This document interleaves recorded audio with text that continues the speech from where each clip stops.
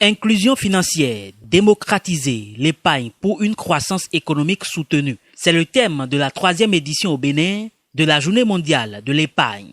Initiative de la Société d'inclusion financière SIF Group, cette journée, qui a également célébré à l'échelle mondiale depuis 96 ans, vise à inculquer aux populations la culture de l'épargne.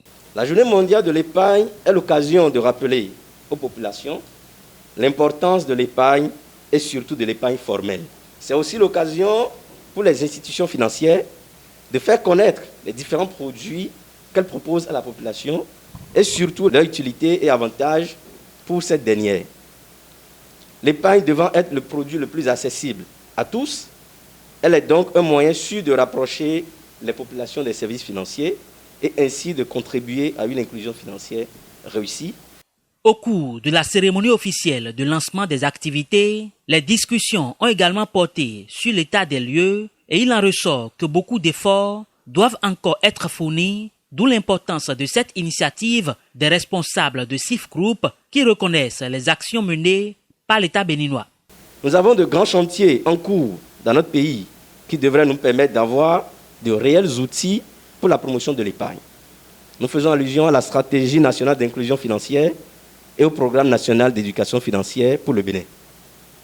Nous saluons par ailleurs cette décision du gouvernement de mettre sur pied l'OQSF, Observatoire de la qualité des services financiers, qui est un véritable outil de renforcement de l'inclusion financière à travers ses axes d'intervention.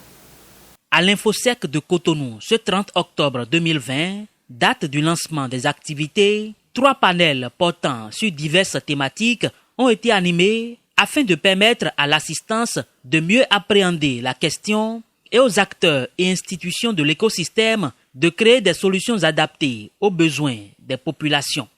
L'épargne concourt vraiment au développement socio-économique de chaque pays, raison pour laquelle les gouvernants se préoccupent de cette culture-là et nous invitons chacun de nous à pouvoir y adhérer et très rapidement. Parce que l'épargne peut permettre à tout un chacun d'avoir accès, par exemple, au crédit, à l'investissement.